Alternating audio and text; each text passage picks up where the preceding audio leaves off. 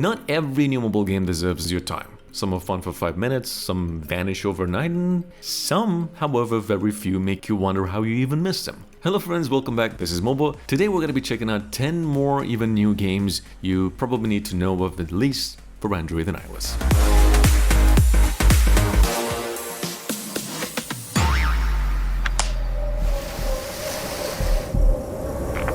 So first and foremost, number one, we've got over here Rust. And before jumping to any conclusion, you can play the game right now. Let me just say that if surviving Rust with a mouse and a keyboard sort of already tested your patience, now imagine doing that with your thumbs. So it is harder, is what I'm saying. The good news, on the other hand, is that it's finally here in its final beta, and from what we've seen so far, it's about as close to the PC experience as mobile can get. You've still got the open world, the PvP, the base building, raiding, the golden rule of Rust, trust absolutely no one, with 3 different modes to choose from. Last one's gonna make you regret it. Here's the thing, right now you're gonna be needing a Hong Kong VPN and a translator app since the beta isn't global yet, but if you're a survival game fan, this is easily one of the biggest mobile releases worth keeping an eye out for now.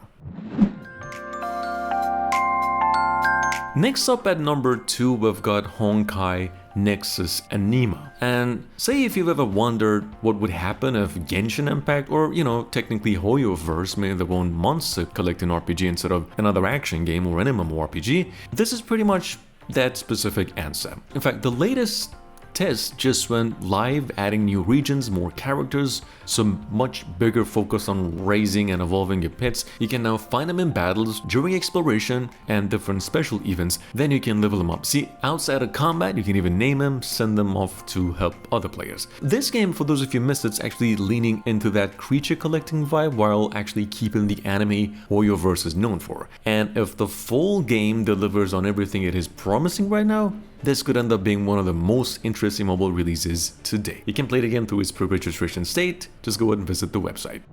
You can ask the flowers. If arcade racing games aren't really your thing, GT Rivals is probably the one you should keep an eye, or at least try for once. This game's kind of going all in on realism with like all luxury licensed brand cars from Porsche to Pagani alongside real world tracks, and GT Rivals in fact is less about drifting around corners and doing stupid stuff.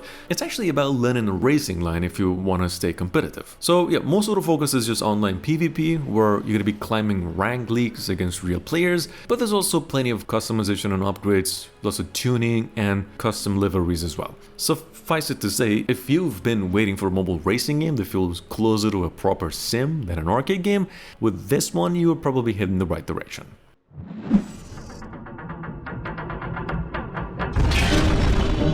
Going out to number 4, with an adventure game for obvious reasons, is called Parquets. And since we still don't have the official mobile port of the famous cat game, the Stray, well, you'd have to make do with this one. Not deliberately though, because first of all, it actually plays offline, it's a free game too, and it's made with some real care. You sort of start with a bit of story, learn a few simple tricks, a little hard to master mechanics, and what kind of starts as a disappointing, to some extent, indie game ends up taking about 3 hours of your day just to see where the journey gets you.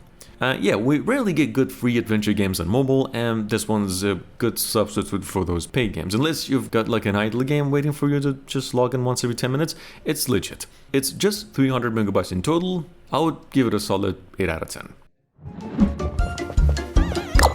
If you've ever looked at a goose, because they do this thing, causing absolute mayhem for no reason, and thought to yourself, yeah, I could do that too, duck chaos prank sim game over here is probably your kind of game. It's you could say almost right up there in terms of pace with games like Goat Simulator, but like way smaller. Like the whole point here is to just be as annoying as physically possible. You're just running around the house, breaking stuff, stealing, pulling pranks, basically filling up a rage meter until this grumpy old guy starts chasing you around and so you can escape it. The game's actually completely offline, it doesn't take up much space either, and doesn't even pretend to be anything deeper than just a silly sandbox. You just mess around for a while. Pretty goofy, definitely entertaining, one of those games that's actually more fun than it is in right to be.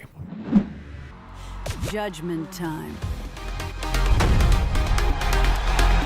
Coming in at number 6, we've got Astro Arena. And this one's actually been cooking. It's actually PUBG Studios sort of shot or try at the mobile MOBA scene, but instead of dragging matches out for like half an hour, everything in this game is just built around these quick 3-minute sort of battles. You know, you jump into 3 versus 3 fights, capture objectives, and get right back into another match before you can even realize it. The anime heroes all play out differently, so like there's a decent amount to learn if you stick with it. It's easy enough to get into, but there's clearly some depth for competitive players chasing the rank ladder as well. So it's not Dota 2, but it's a brave attempt at that. Here's the thing, if it's not showing up in your region yet, don't worry, it should be rolling out by the end of tomorrow night. Once it's out, I would say this could end up being one of the bigger mobile multiplayer launches of this month. Is inhabited by different types of monsters. Defeating them rewards you with ancient coins. Next up, we've got Last Isle. And I'm gonna be honest, the reason we have Last Isle in the list for a second time is I know for a fact there's a lot of players out there looking for a good survival substitute, and most mobile exclusive games suck soul just to give you something to grind with. So this might, be what you've been waiting for. It throws base building, first-person combat, extraction mechanics, all PvP into just one nice package, and it almost always feels like you're risking something. It definitely gives off Rust and Escape from Tarkov vibes, but it doesn't feel like a cheap copy either. Even in its current state, there's plenty to prove. But for now, I would call this game one of the more underrated survival games on Android right now.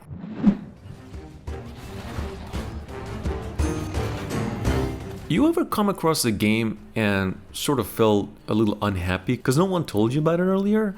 To me, personally, I'd have to say Phantom Tower was like that, considering that it is still in the making for PC after generating a lot of hype on mobile and finally coming out to PC this month, in fact in a week from now. If you like roguelikes that actually make every run feel different, this is one of those games. Idea is pretty simple, which is you climb 100 floors, survive whatever it throws at you, and hope your new run goes better than the previous one. And what I personally really liked about it is that it doesn't just turn into button masher, mixing elements to trigger reactions become a huge part of the combat, especially early on. It's completely offline as well, so if you're looking for something challenging without the usual online grind, this one's definitely worth trying. It's a demo though, the full game's $9.99. If you are into collectible games and good-looking anime games, I've actually said it before, this is not the perfect game, but Star Sailors is actually the kind of game that will end up taking way more of your time than you'd expect it would. So the game just finally launched globally, and right away you can tell these developers are trying too hard almost to hook new players with the looks. It's not just that though, there's free summons, a bunch of them, plenty of resources and enough heroes to get you experimenting with them for weeks. The battles are pretty classic turn-based stuff, but the real fun kind of starts once you stop throwing these random characters together and actually build that squad smartly, so then it'll actually click. So look, if you've actually spent way too many hours on games like Epic 7 or Outer Plane, this is one of those games that's actually genuinely worth checking out. Online FPS tactical battles. And last, but definitely not least, we've got a free first-person shooter over here called Silent War. And if you're one of those people still hunting for a solid online PvP that ain't trying to copy Call of Duty every 5 seconds, this might be worth at least a look. You've got different soldier classes to choose from, custom loadouts, rank progression, and even private rooms if you just want to mess around with some friends. It's still pretty early though, so don't expect like the biggest first-person shooter mobile overnight, but first impressions are actually pretty decent. If the developers keep supporting it with updates and maybe maps, this could legitimately build a loyal community over time as well. Anyway, that's all I've got for you today. I really hope you enjoyed and have a great day.